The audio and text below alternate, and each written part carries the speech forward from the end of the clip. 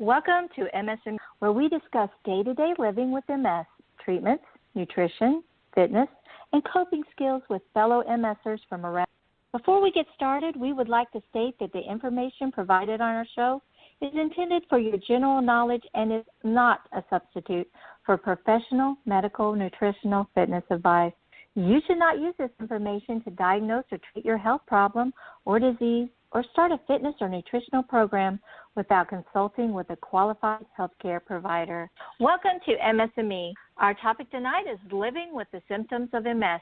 Tonight's guest, Jacqueline Nicholas, is a board-certified clinician, immunologist, specializing in multiple sclerosis and spasticity. A doctor provides diagnosis, treatment, and comprehensive care for all types of, as well as a wide range of other neurological conditions. Dr. Nicholas was inspired by patients she cared for with MS and NMO early in her training. She entered the field of neuroimmunology. She is dedicated to providing personalized care to each patient and their family. Welcome, Dr. Thank you. Thanks for having me tonight. Oh, you're so welcome. We're honored. And my co-host, Ted, is here with us also. Welcome, Ted. Hi. Hi, Erica. Hi, Dr. Nicholas. Hello.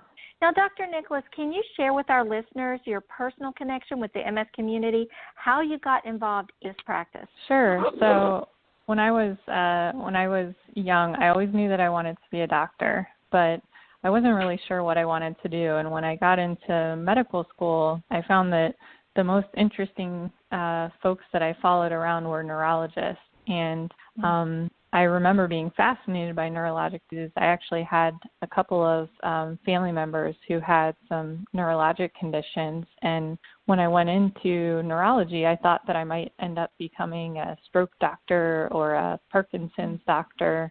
But when I went and did my training at the University of Pittsburgh Medical Center, one of my first months as a neurology resident was in an outpatient MS clinic, and it was in the big MS center there. And I remember meeting one of the first patients I met there was a young woman who was coming in with new symptoms, and she was owner of a animal clinic, and she was very highly functioning in the prime of her life and started having some problems. And I was really, honored to be able to care for her, and she did quite well once we made the diagnosis of MS and got her on treatment. And I just thought this was such a great opportunity, that this is a disease that, we still have so much yet to be discovered to help people who, have this disease and they live with it their whole lives. And so my goal was to enter the field of MS to provide better care and to help people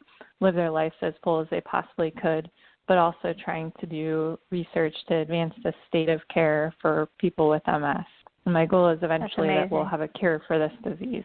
That's amazing. I know that must be fascinating to be involved in actual research as well. And as you said, pushing for that cure, because it's such an exciting time in the field of research for MS, in treatment and research MS. So that must make it even more rewarding for you. Absolutely. I mean, even in the time, that I've been practicing, we've come out with a significant number of new treatments, and, seeing the fact that we went from only having shots to then having IVs and then having pills, and how, each new treatment that we've come out with has even more amazing effectiveness. And so, the hope is that long term we'll be able to determine, what is the proper treatment for somebody initially, and, based on some type of blood test that'll say this is the medicine for you and this is what's going to fight your disease and work best for you, rather than right now where we have so many different treatment options, and we use really an individualized approach with prognostic factors and what somebody's MRI looks like and what they've dealt with to pick treatment. But we hope that it'll be, even more scientific than that, and we can have, a better chance of picking the right treatment early and getting people controlled early, because we know that that's really what matters in the long term. Yeah, it really is. I mean, just preventing that damage, it just, can really save quality of life for so many. Now, onto our topic of can you explain for us the type of comprehensive care that you guys have there at Ohio Health? Sure. So I work in the MS Center at Ohio Health, and it's in Columbus, Ohio, and it's a pretty amazing place to work. We have 3 of us who are physicians that care for patients with multiple sclerosis. And then there are also 4 different nurse practitioners who specialize in MS as well. And then separate from the clinical care providers who see patients at every visit, we also have a neurophysical therapist who's there in the clinic every day to really provide her advice for free and to help to provide people with input. So, for instance, if somebody comes in and they're having, problems with strength in a leg, they may come and evaluate them and say, I know you're exercising a lot, but here's some exercises you can do to try to really work on that. Or they might say, I know you did physical therapy last year, but we'd really like to get you into some neuro-specialized physical therapy because that's with folks who are expertly trained in this disease and who can help you. And so that's an amazing resource, and they're there just for free to provide that advice during clinic or even to assess for, any kind of splinting need or device need. And then we also have speech therapists who are there if anybody's having any trouble with swallowing or memory and thinking or speaking. They're there to be able to come in and meet with the patient. There's also occupational therapists who are really there to help if there are any issues with activities of daily living. And so that's been incredibly helpful. We have a MS specialized social worker who is really just there for MS patients. She doesn't work for any of the other clinics. And really she's remarkable in connecting people with resources, whether that be in regards to work, setting up a better work environment, or somebody who perhaps needs to take some time away from work, or getting medications at a cheaper cost, or finding coverage for medications. And then there's also an infusion team who actually works because in the U.S. we've had so many new infusible therapies for MS, and one of the difficulties we've had is in getting approval, even for people who've tried many treatments or people who that's really the most appropriate option for them, who really work to fight for the patient and to help to get that approved as quickly as possible. And, separate from that, there is a large infusion center connected to the clinic with several specialized nurses who are very familiar with all the infusible MS therapies and steroids. And so that's right there in clinic. If somebody should come in with a relapse and need steroids that day, they could receive it. There's also an actual physical therapy gym in the clinic, and it's not a huge gym, but it's a space where if we really need to do more intensive training in depth, the patient can go back there with the physical therapist and work on that particular issue. And then we have a patient education center that is right outside the clinic, and it's available so that we can run our patient educational events and support groups. So once a month, there's an educational event by one of the neuroimmunologists, mostly myself or Dr. Boster, and then also some of our nurse practitioners. And so a lot of people have really enjoyed that because we focus on different topics that maybe folks have wanted to go more in depth in or just learn more about. And those videos are even available on DVD if somebody stops by the clinic and just wants to have them, and they're actually on YouTube as well. So it's a really exciting place to work. We do a lot of clinical trials, and anybody that comes does not have to be involved in a clinical trial, but I think that it's a really neat option because some people are really interested in research or getting something that may be the next best thing for MS. And so that's been something really excited that we're involved in as well. And so I feel really, really lucky to be there and really lucky to take care of the patients who come to see me. It's just been incredible. Yes, as a patient, it makes me want to move up there and be closer. Well, you can just come for a visit, or you can invite us to Florida. Absolutely. You can come here anytime. I am. All right, I'll see you tomorrow. Okay, come on down. Every time I hear about this, I'm like, I need to move to Ohio. But, seriously, though, it's so important, as a patient for us to put all those pieces of the puzzle together, because so many times when we're not in a place where we're seeing comprehensive care, those others are not. And if they are prescribed to us, it's often a lengthy process to get approvals and then, appointments set up. And honestly, it's so disjointed, the care, that's when patients sometimes, unfortunately, just let those other treatments go. They don't do their speech therapy. They don't do their physical therapy. They don't do the physical aspects. They don't get that access unless they've been in a hospital stay to a social worker who puts the rest of those little together to increase the quality of their life. So what you guys do is amazing. I know that Ms. Sarah must just really appreciate it. Now, what in your clinical experience is the one thing we as patients with MS can do to get more out of our appointment? So I think the biggest thing is that, it's very challenging when you get ready, you have your appointment, you've probably thought in the days coming up that there are so many things you want to ask about, but then you get there and they put you through some testing, and then the doctor comes in and they start talking, and before you know it, the visit is over, and you haven't asked any of the questions that you wanted to ask, or maybe you've, been answering so many questions that you can't even remember what you want to ask. So I think the most important thing is, if you are thinking in between visits that you have a question or a concern and it's not something that's urgent and you feel comfortable waiting to that next visit, write it down. Just have a little notebook where you're going to write, key points that you want to ask. And when I come in, I always like to ask my patients, how's everything going?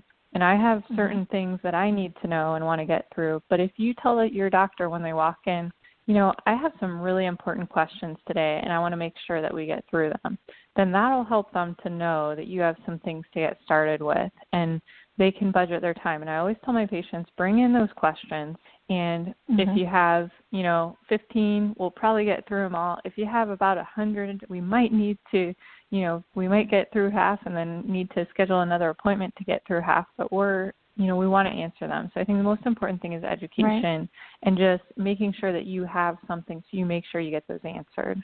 Absolutely. And, as a patient, I'm an incomplete quad, so as a patient who has trouble with writing, I can just also, if you have that issue, you can use your phone or device and keep a notebook online there with your device. Just do an audio recording of all your questions, and that way you will have that and do your write to text, and it will write out the text note for you. You can also, if you can write, there's resources online where you can just print out your questions, and take them with you. It's just a little form you fill out. Great resources at mycounterpain.com. There's great resources at MS Views and News. And so there's lots of resources online where you can just fill out the forms ahead of time so you don't forget everything that you wanted to ask. So that's a great suggestion. On our topic more of daily living, though, there's been a recent shift in clinical and patient acceptance of fitness and nutrition as a tool in controlling our MS symptoms. We've heard many questions from patients on this topic, but I would like to ask two of those tonight. I know we can't get to all of them, but what specific symptoms can a patient control or reduce with an anti-inflammatory diet? So, it's interesting. There's been so much talk about this, and I'm fascinated by diet because I think that it really does make a difference. And, the problem is that a lot of the research has been done, but it's not been done in a very controlled manner. And obviously this problem is that we're all humans, and if we're told stick to this particular diet and we're going to study you, I don't know, I would cheat and I'd be like, I'm going to eat that chocolate brownie even though I'm supposed to eat fish and nuts. So, that's always been a challenge. But I think there are a lot of symptoms that are affected by diet, and fatigue is one of the biggest ones. And we know this from not only MS, but also from other disease states, that if you're eating a diet that's high in processed foods and not really getting those fresh vegetables, fresh fruit, whole grains, you may be somebody that is, your fatigue is compounded by what you're eating, or a diet high in sugar. And so, there has been a lot of look into this. And I think most recently, I was really happy to see that there's been a lot of media lately about some of the studies that are looking at diet and MS. And I think probably the most notable recently has been discussions on the Mediterranean diet. which is, Yes. high in fish and omega-3s. And so I think it'll be really interesting to see what the outcome of those studies show. But I do know that I have, many patients coming in who always ask, is there a diet that I can eat or abide by that's going to help me fight my MS? And so right now, we don't really know the answer to that. We haven't seen any good evidence that it's going to prevent damage in MS, but we do know that people come in and they say they found a particular diet and they feel like their energy is better, or they feel like they don't have as much fatigue, they're thinking more clearly. They even just feel better overall. And so, in answer to the question in regards to symptoms, I think fatigue is probably the biggest one. I think it's really hard to say about other symptoms, although one of the things that is being looked at in some of these studies is whether it helps with decreasing pain levels, from numbness or neuropathic pain. And so, I think it'll be really interesting to see, because I think that it really is, it's about everything you do. And if eating a different way can help with some of those symptoms, that's wonderful, because obviously we don't want you on a million medications to control your symptoms. But but I would say fatigue is probably the biggest factor. Pain would be another. I think it's important for mood as well. So we know that depression and anxiety are very common in individuals in general, but in MS, it's even more common than that. And so, certainly we know that many patients feel better when they're eating a healthier, more balanced diet rather than, fast type foods or fast prepared foods. But it can certainly be a challenge when you're a busy individual who's working, or you have children, or you're just so fatigued that you just say, I'm going to order pizza tonight because I just can't do it. And I think the bottom line is that's okay. I don't want people to think that they have to feel guilty if they need to do that every now and then, because the most important thing is getting your rest when you need it. Okay, we ordered pizza tonight, so I'm not supposed to feel guilty, right? You're not, and I will tell you that I came home directly from clinic, and I am eating a slice of pizza as we've been talking. Okay. Oh, now I feel bad. But I know for me personally, I have autoimmune disease, but with my lupus and RA in combo with my MS, I know I'm very sensitive, it seems, to my diet. My sugar levels, my protein levels, I malabsorb protein, so that's a really big issue for me. But I really have to get in on anti-inflammatories, especially with the RA and lupus. I can feel it, when I don't eat right. I can kind of get, I also can tell when I read research, about diet, and many of the researchers say, well, all of us have different triggered, those mutated genes that trigger the MS process, and those different triggers can actually cause us to be sensitive to different diets, and that's why everyone is not a huge success on the same diet. We have to try what works for us to eat as healthy as we can, and I've found that as well. There's not been one exact diet that's perfect for me. I have to kind of play around with it and talk to my nutritionist and my doctor just to kind of tweak it. And I think many times a lot of us fail because we try to fit into somebody else's box. And sometimes we're not, willing to work with our clothes and work, with our diet and try to find what works for us. So that's my suggestion. Don't try to always an exact box. You got to do what works for you. I think that's great advice, and I think one of the things that I didn't mention is that I think that diet also matters for bowel and bladder difficulties. So, when somebody has bladder difficulties, maybe frequency or urgency, certainly we know that caffeinated beverages can make that worse, although I know it's very hard to avoid them, especially if you have fatigue. Yes. And I'm a guilty person that goes to Starbucks a lot. But they're also with bowels as well. So certainly, bowels can be affected by MS. And again, the processed foods and not a lot of whole grains or fresh vegetables and fruits can make constipation worse. And also many individuals with MS also have IBS or irritable bowels. And so knowing what foods are triggers. So just going back to what you said, I think it's very individualized based on the person. And so if you have those questions, it's definitely something to bring up when you're in your visit with your care provider. It really can make a difference. Now, what's the best way to treat our spasticity? That's a question we get so much. Right. And so spasticity, is really a fancy doctor word that means you have increased stiffness. And particularly if you move a limb really fast, you notice that it gets really stiff. And so that can be manifested by spasms. It can be manifested by, stiff limbs that are hard to bend. And there are lots of different treatments for that. So, when you see your doctor, they're going to see how serious your stiffness is and how much it affects your function and also your quality of life, because it can also be very painful. Certainly if it happens when you're falling asleep, it can keep you awake at night, and, jerks in your legs can keep you up. And so trying to figure out what's the best option is, again, really individualized. So I am actually fellowship trained in spasticity, and it became one of my interests when I started my MS training, because I realized that so many people had spasticity, but I felt like we didn't do a whole lot to help them, because I really felt like there weren't a lot of options. And so I think most commonly people are put on oral medications to relax muscles. So one of the most common medications is Baclofen, and that can work pretty well for many people. But obviously the downsides of it are that it can make you feel sleepy. And so it's something that if somebody has a mild amount of stiffness and we can start at low doses and slowly increase up, it can be very effective.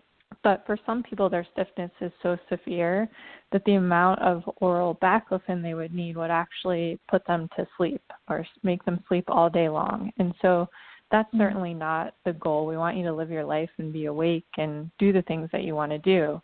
And so if somebody has severe stiffness in one limb or maybe two limbs or a few specific muscles, botulinum toxin or Botox is a really good option to consider. And that's, a lot of people have heard about that because they remember, seeing on TV that people use that for beauty or wrinkles. And that's not something that we as neurologists use it for. I think its best used is in stiff muscles. And what it does is when it's actually a powder that gets mixed into a liquid, and then that's directly injected with a very tiny needle into the muscle that's stiff. And it actually starts working within about 10 days. The full effect we see in about 10 to 14 days after it's injected, and then it lasts for about 3 months. And so some people that have a really severe, few specific muscles, that can be a really wonderful option and is life-changing. And for some individuals, it can last even longer than 3 months. So they may get less frequent injections. And that's been pretty life-changing for a number of people. It works by blocking the nerve, the junction between the nerve and the muscle. And so when a muscle's spastic, it's actually overactive because in MS, you've had damage somewhere in the brain or the spinal cord, and there's just signals firing, but you've lost some of that inhibition so that when you want to flex your elbow, the other muscle shouldn't be fighting it to pull it straight. And so it's really neat in the fact that it'll loosen that muscle. Now, sometimes people have severe stiffness. So if somebody has severe stiffness in both legs or in the legs and the arms, then there is a device called a Baclofen Pump. And it's actually the size of about a hockey puck. And that device has a little tiny tube that comes off of it. And it's something that is typically implanted in the lower belly, but sometimes it can be put behind in the back, in the low back, kind of right above the buttock. And it has a tiny tube that goes directly into the spinal fluid, so that there's a very low amount that's going into the spinal fluid continuously to loosen the muscles. The difference between that and oral Baclofen or other oral muscle relaxers is that it's going directly to where the medication needs to get, right into the spinal fluid to bathe the spinal cord and the brain where the damage has been done. Whereas when you take something by mouth, only 2 to 3% of that actually gets to where you need it. And because it's circulating in your bloodstream, that's what makes you so tired. So it's a very individualized approach. It's something that I think can really make a difference, treating that for people who have severe stiffness. But also, if somebody has a mild amount of stiffness, one of the most important things can be a good stretching program or working with physical therapy and occupational therapy. And sometimes there are particular splint devices that are made to help. And so, there really are a wide range of options, and it depends on the degree of spasticity that you have. But I think the bottom line is if you're having pain, you're having severe stiffness, and it's bothering you, that's something definitely to bring up with your doctor because there are a lot of options out there. Yes, and that actually feeds into the next question because everyone did want to know, can exercise reduce that spasticity and pain? So I guess that means it really can help with the exercise. It really can, and I think that, certainly a good stretching program is important for everybody. It's especially important in MS because if we've had weakness at some point, the body's natural response is to try to stiffen that area up because it makes you feel stronger. It's almost like the body making a natural brace for that extremity or that limb. And so, doing regular stretches, I always tell my patients if you can get up in bed and even try to stretch as best you can for even 2 minutes, that's a big deal compared to not doing it at all. And then doing it when you get in bed for a couple minutes. It doesn't have to be a big ordeal, but it's very, very important to reduce that stiffness and continue to work on the range of motion. But, sometimes it's more severe than that. And somebody is so stiff that they really can't stretch, and that can't help. And that's where we really need to use some of our interventions, whether that be Botox or intrathecal Baclofen pumps. And rarely, if something is so stiff that it's stuck, there are surgical options for that as well. That's amazing. Once our OTT says we're at maximum improvement and they stop the therapy, can we get improvement or some benefit from our own home fitness? I think you absolutely can. So it's always a challenge because I think when you're going somewhere and you have this person sort of cheerleading you and pushing you on, it's, you have to do it and you're there and you're working on it. And I think the biggest thing is that we all get busy in our own lives and you come home from therapy and they give you that home exercise program and you think, well, they said I'm at maximum improvement, so what's this really going to do? Or I'm busy. But I do see people continue to improve. And, especially even in the setting of spasticity that we talked about, sometimes once some of these interventions are made, if your limbs are stiff, you may not have been able to get better during physical therapy because your muscles were too stiff for you to be able to work them. And so oftentimes once the muscles are loosened, then you can go back to therapy and work even harder because now you can move those muscles. And so, even separate from spasticity, I think it's incredibly important because there is so much research out there that shows if you continue to stay active and continue to work to be in the best physical shape that you can be in, despite any of the damage that's been done from MS, you will function better in the long term. And if you have a relapse, we don't like that. But obviously, if you're in your best physical shape in terms of doing regular exercise, you're going to bounce back a lot faster than somebody who doesn't do that. Yes. Now, if we are using alternative home therapies, should we tell our doctor about those therapies? Like if we use CBD oils, cumin, supplements, all these things that are getting more popular out there, and we think, our doctor trained these things. Do they still need to know that we're using all those home therapies? I think it's really important to tell them just because you'll want to make sure. There are a lot of, supplements out there that have a lot of promise, and I think that it's helpful to just ask your doctor what they know about it and if they think that it would be safe with the medicines that you're taking and for you given that you have MS. Certainly, as you mentioned, supplements like curcumin or turmeric, those sorts of things have shown some benefit in terms of preventing inflammation. And I think it's very exciting, and I think as long as there's not a supplement that has shown prior harm in MS or could potentially harm you, and you want to take it and it's not breaking your bank, I think that that's wonderful. But I also want to know, because I think if, sometimes supplements could cause other symptoms or problems, and so I think it's always helpful to let them know and just let them check before starting any of them. I agree, and we've heard so many problems crop up when patients didn't communicate with their physician, and then it turned out the supplement they were taking actually reduced the effect of some oral medication that they were on. So I do think it's very important. That's exactly right. There have been... Go ahead. Oh, I was just going to say that I have had over the years some patients who've taken medications that supplements that are immune boosting supplements. And, some of the evidence on those has been concerning that it could actually cause more disease activity. And so that's why I think it's just so important to check. And you're absolutely right that I think one of the saddest things about medical education is that we're medical doctors. That's what we say. MD stands for medical doctor. And we don't learn enough about supplements in our training. But I'll say that after my training, because of my work in MS, I've spent a lot of time learning about the supplements just because I want to make sure that my patients who are really excited about them are taking something that's not going to hurt them, and that if it is going to potentially benefit them, I 100% support that. That's great. I think that's wonderful.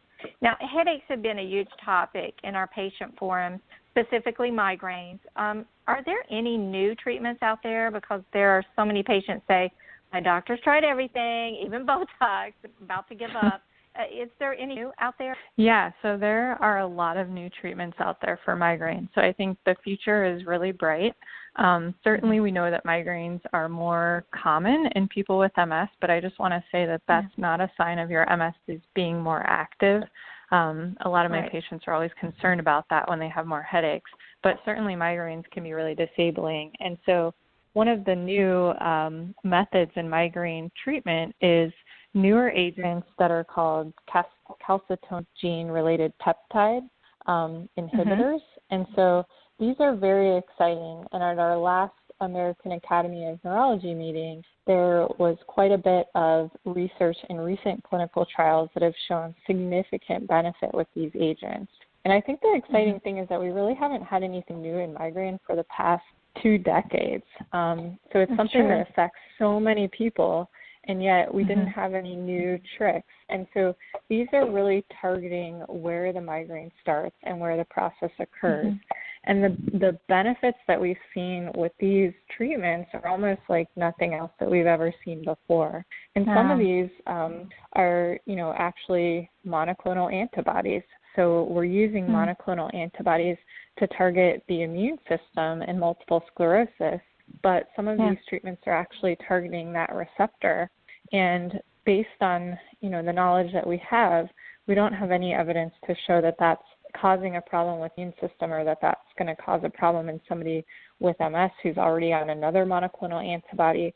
And so I'm really excited to see how these work, because I think that, certainly with lifestyle and our medications available, a large majority of patients can be really well controlled. But you're right, some people just have really severe migraines and they're just very refractory to a lot of treatments. So when they don't respond to Botox, it's great now that we have other options. Absolutely. I'm definitely asking my MS specialist about that at the next appointment. I have, for 2011, I've had a 24/7, never letting up brainstem migraine. Of course, I have severely advanced, so I have a lot of brainstems. But, and the last few times I've asked, just hoping something new had come up, I would ask my specialist, and they would just shake their head like, I'm sorry. I'm definitely going to ask about that. Now, patients are becoming more aware of brain atrophy, cognitive. Are there any activities at home to improve our cognitive function, maintain that brain health? So absolutely. Brain atrophy is really important. And we know that no matter who you are, whether you have MS or not, our brains are all shrinking once we hit 20. So I thought it was all downhill maybe later than that, and I was a little bit depressed to learn that. But in MS, certainly our brains can actually shrink at a faster rate if we're not on an effective treatment. And so that's something very important. And one of the things that you can do, number one, is to take your disease-modifying therapy for MS. That's something that really can, by preventing new lesions, can help to prevent that increased rate of brain atrophy. And several of our newer medications actually really have great data on preventing brain atrophy, and some of them was slowing it to that of natural aging. So that's really exciting. But at home, absolutely. If somebody, you think about a muscle, if you are not doing any exercise, your muscles are going to get smaller and they're going to shrink or atrophy. But I think that the brain is the same way. And so if you're not using it, you lose it. And so whatever that may be to keep your brain active, whether it's socializing with some of your friends or doing a radio show or listening to a radio show or reading books or doing crossword puzzles, keeping your mind active is very, very important. And I think that when we don't socialize or we don't do any of these tasks, and maybe if we feel tired and we just try to watch TV or not really interact with our environment, that can definitely make our cognition worse over time. And so that's something that can certainly help. I know me, myself, I started doing a lot of dual processing. So if I'm working on my laptop, I'll make sure that I recently, actually through tons of therapy, got use back in one of my hands that had become completely motionless. And I'm doing dual processing with it, and I put a calculator into my hand, and I just start moving, like just subconscious punching the keys, just nonsensically, not typing in particular, while I'm working. So I do a little processing to work on that. But, just this week, we lost a dear member of our organization and the MS community, David Moreau. In his memory, I wanted to ask you if you could explain to our listeners how we can difference between an MS hug and a heart attack, and when do we need to go to the ER? Sure. And so, again, I'm really sorry about the loss that you have had, and he sounds like a really Thank you so much. Amazing man. He really was. So, it can be really challenging to know that difference. And I think, describing the MS hug, I'm sure many of you have had that. It often feels like a tight band around the chest, and it might go completely around on both sides, or it could even just be one side or the other. But it should feel like it's wrapping around. So really kind of starting in at least the midline in the front of the chest and going all the way around to the back, or going in a full circle around the chest. And certainly that could actually be a symptom or a feeling that somebody feels like they're having a heart attack, because it feels tight. So the MS hug can feel tight. It feels literally like somebody's hugging you around your chest, or it can happen lower in your belly. And you can also feel like you're having trouble breathing because of it.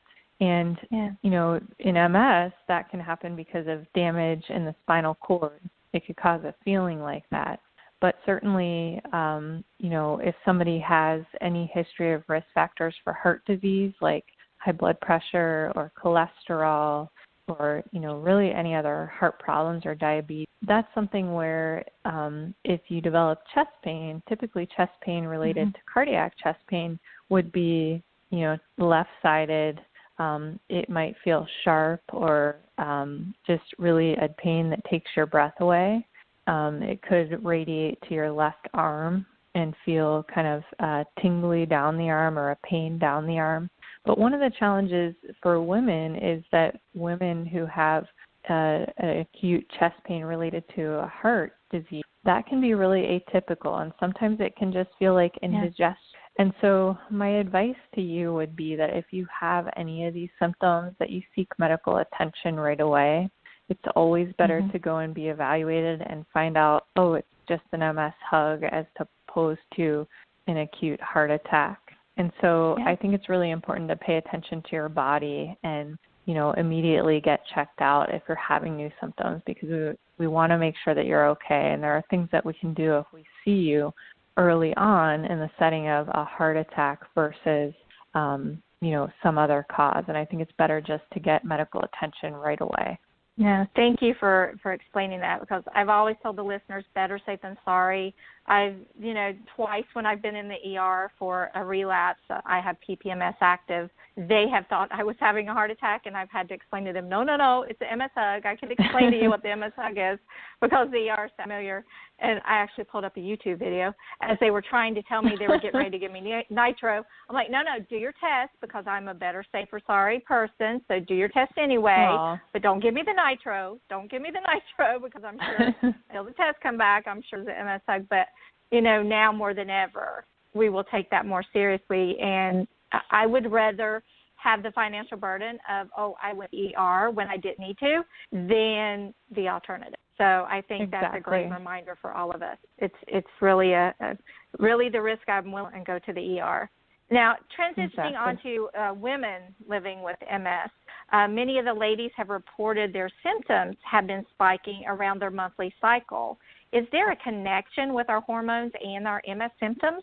There sure is. So in women, oftentimes when you're about to have your menstrual cycle, you may start feeling that you have increase of your chronic symptoms of MS. And so what we know is that certainly your temperature, your core body temperature can raise ever so slightly as you're about to have your period. And so this is definitely very common. A lot of my patients tell me that they feel like their fatigue might be worse, or even they feel like a numbness that they've had is more intense. And one of the things, interestingly, that can be done that I've seen some benefit, if you feel like you're having significant symptoms, just see if taking Tylenol may help. I've had some patients who take a little bit of Tylenol the few days before, certainly not a high dose, no more than you're allowed to take, but they find that that's helped, and that just keeps your core body temperature down. It's not that if you checked your temperature that you'd have an actual fever, but it would just be slightly elevated from what your normal temp is when you're not going through your menstrual cycle. And I've seen a lot of benefit with that.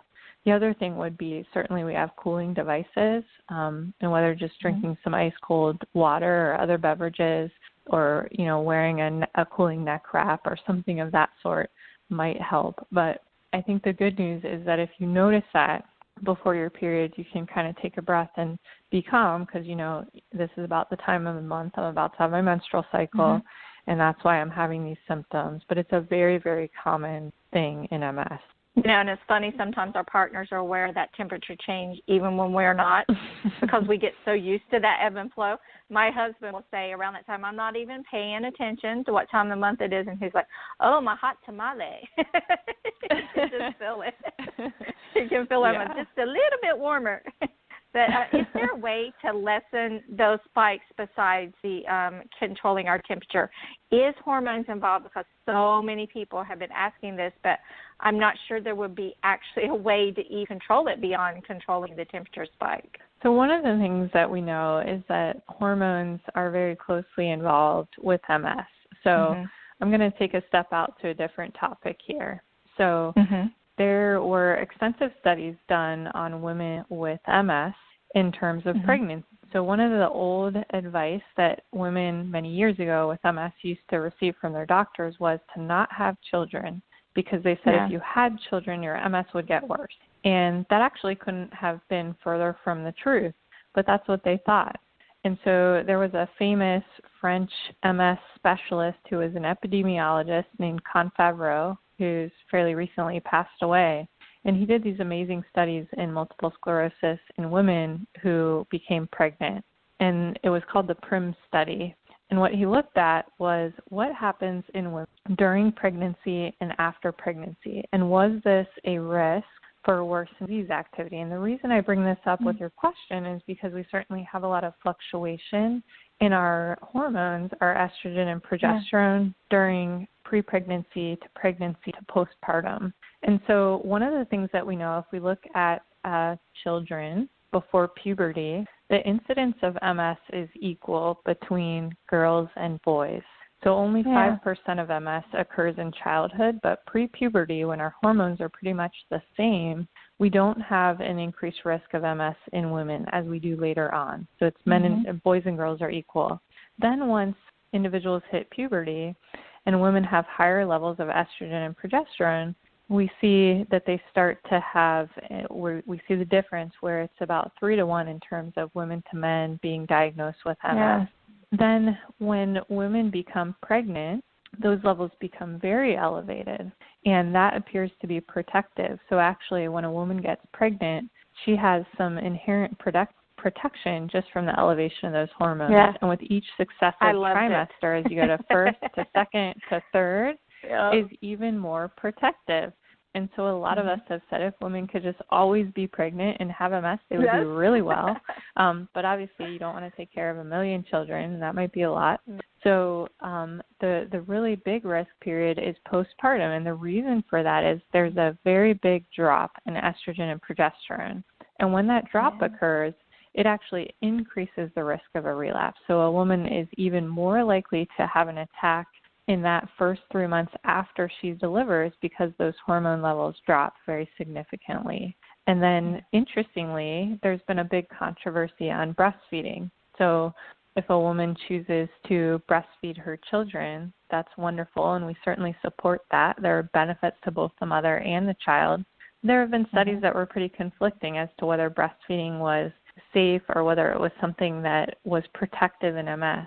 And the studies didn't really clear it up. But then when they looked at women who breastfed without any formula supplementation, they did very well, and they appeared to have a relapse rate that was similar to that of pregnancy. But if a woman breastfed and also formula fed, which is very common because it's pretty hard to do, they found that those hormone levels dropped and that risk of pregnancy was increased. So in a nutshell, what I'm saying is that it's very interesting, and the hormone levels are closely tied with disease activity. And so it's not that going through your menstrual cycle is going to increase a risk of a relapse. We actually haven't seen that, but we do see that symptoms increase mainly because of that core body temperature being elevated.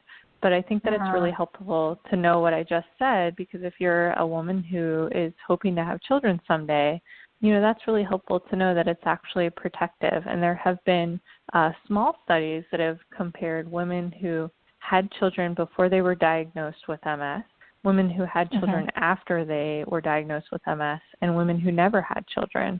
And what they found is if you looked at the long-term outcome of how they did, the women who had children after their diagnosis of MS did far better than the women who never had children or those who had it before.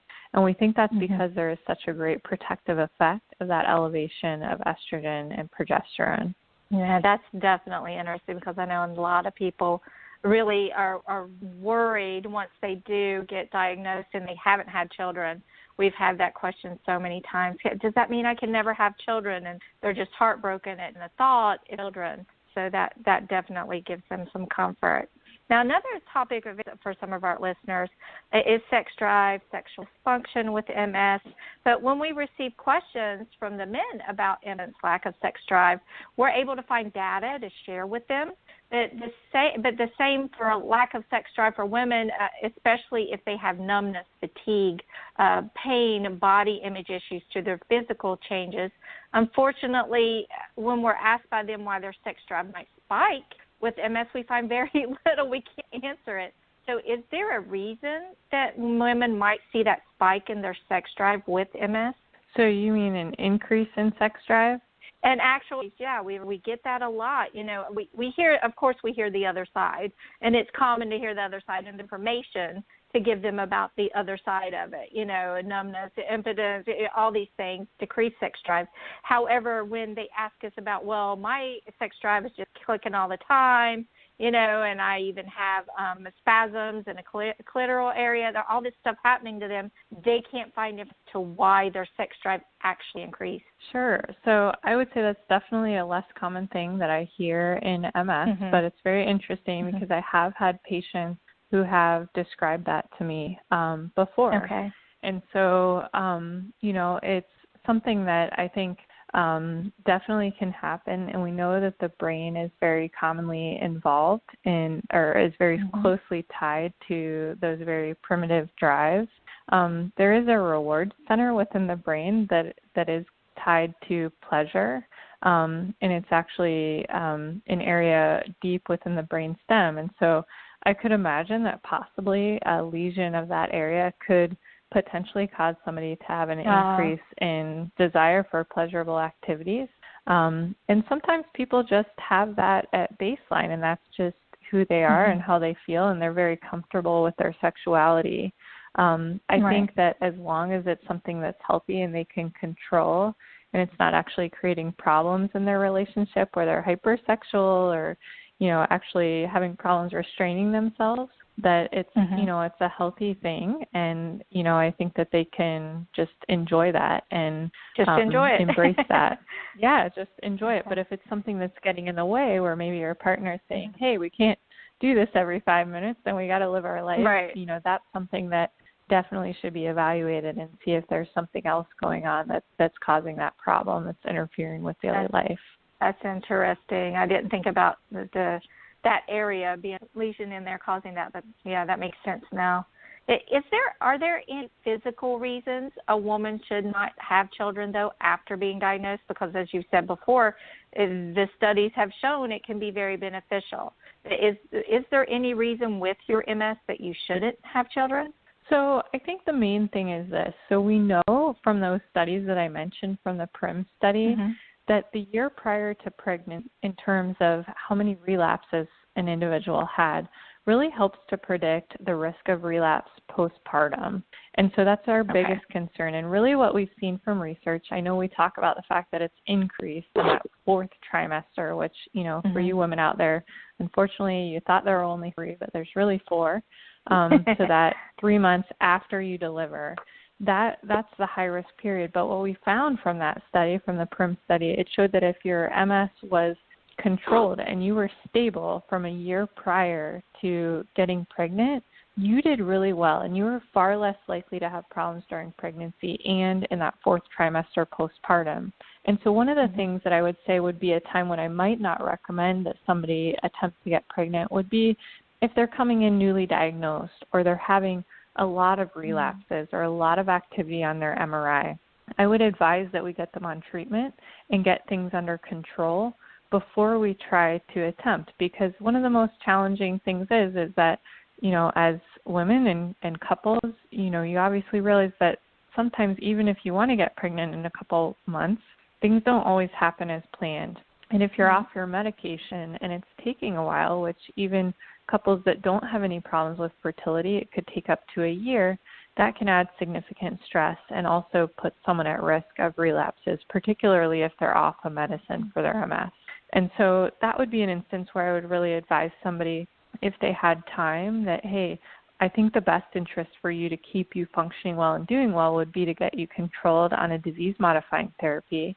And then if we get good control for a year, that would be a point in time that we could really start, you and your significant other could start attempting to conceive. And that would be a much safer standpoint versus when your brain's on fire with lots of active inflammation.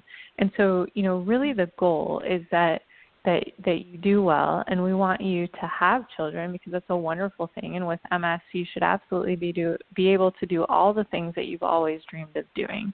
But we want to do it in a safe way, and we want you to be able to take care of your children long term. And so if getting pregnant right now when disease is really active is going to put you at risk of not being able to function as well to take care of that child, then we'd say, you know, we really recommend waiting. But it's always a challenge because certainly, you know, people don't always develop MS at an ideal point in their life. It could occur in, you know, at age 39 or 40, and they're concerned about the number of years they have left to be able to conceive.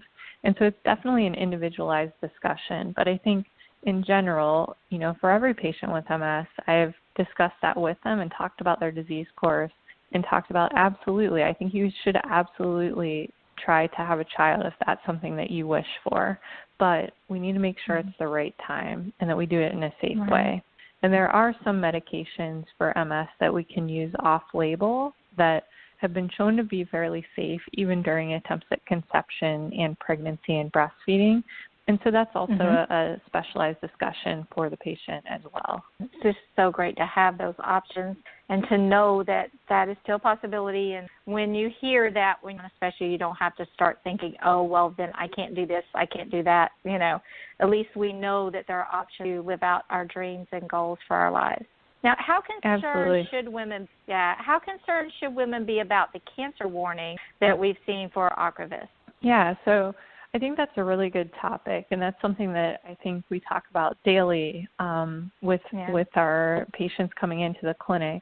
So, you know, we know that in the primary progressive MS trial, there were 2 cases in patients who were exposed to Ocrevus as compared to no cases of breast cancer in individuals who were in the placebo arm.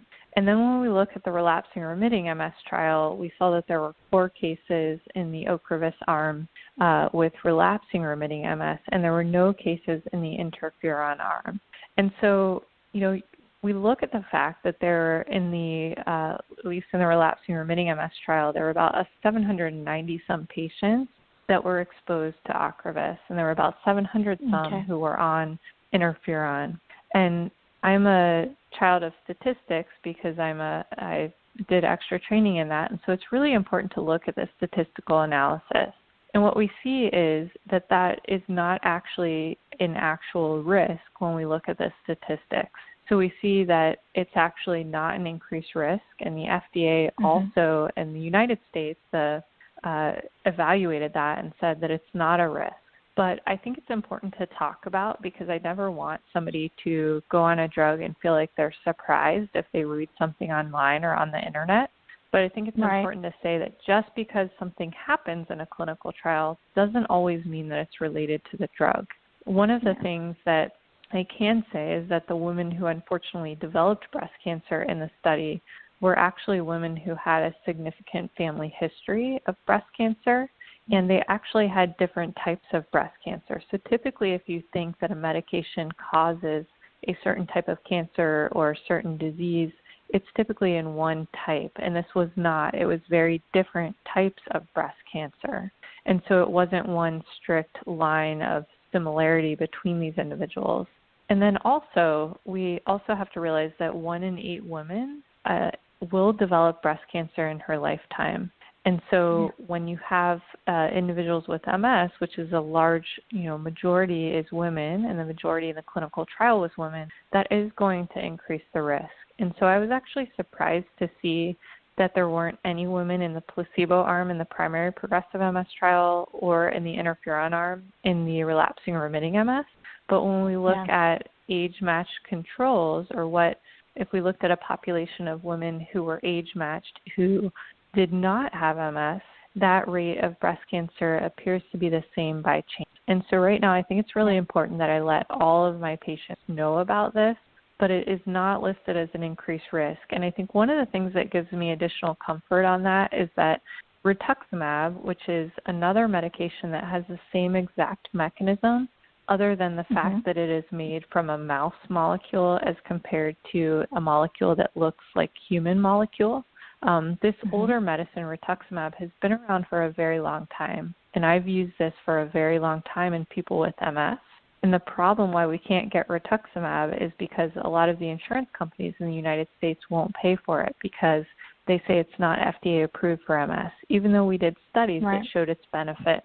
And so Ocrelizumab is a new and improved version of Rituximab, and we never saw that signal with Rituximab. So I think that speaks volumes, but I do think that it's something that we should not ignore, and I think it's something that we will look at. And certainly the company who made this medication is doing extension studies, and so that data will continue to be available, and those patients will continue to be followed. And so I think it's a really important question to sort out. But in my mind right now, I think that there's not enough evidence to say that it's a risk, but I think that it's something that we should watch. And I think as women and as men, this reminds us that even though we have MS, that's not just who we are. Even though we have MS, we are at risk for normal diseases that affect humans. And so we need to make sure that not only we're following up with our neurologist, but also that we're checking in with our primary care for our age-appropriate cancer screening, because we want to do well and we want to do that preventative care. And so those are my thoughts right now on Ocrevus. Yeah, and I agree with everything I've read. Actually considering it right now, I didn't qualify for it for a little while when my doctor first wanted to put me on it because my health had slid a little bit. My EDSS is very high at this point, but I've been working very hard trying to qualify, be strong enough to be approved for it. So I'm going for testing soon to see if I am now eligible for it. But that's something I read about extensively, and just for me personally, I've just decided that, I will discuss my risk factors, I will do any testing that is appropriate, and I feel that it was just, like you said, related to exactly the same rate in the general population. So the benefits outweigh the risk for me personally. So I think we all have to do and I'll that. tell you, I think that's really important, and only each individual can determine what they're comfortable with. And so even though what I said is true, if somebody's not comfortable, they shouldn't do it. But I'll tell you that I've actually discussed this with breast cancer specialists and with OBGYNs, and when I tell them about this, they actually laugh at me for bringing it up because they say 1 in 8 women develops breast cancer, and I'm surprised that those are the only number of cases in that whole large group of individuals of these ages. And so, to people who are experts in this area, they don't feel that this is a concern. But I think as neurologists, we're very, we're kind of always uncomfortable. We don't want to hurt people. We want to be very careful. But I think, it's also helpful to know that from the people who specialize in that area, that they see this data and they kind of laugh and don't think that it's concerning at all. Yeah, I think that's very comforting to us who, are trying to make that final decision. So that definitely is a comfort factor for us. Well, we're into our second hour, so we're going to start our hashtag Ask MS&Me segment.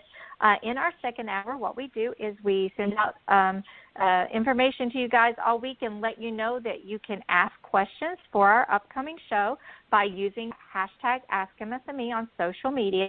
We try to gather all that data and ask you questions as we can.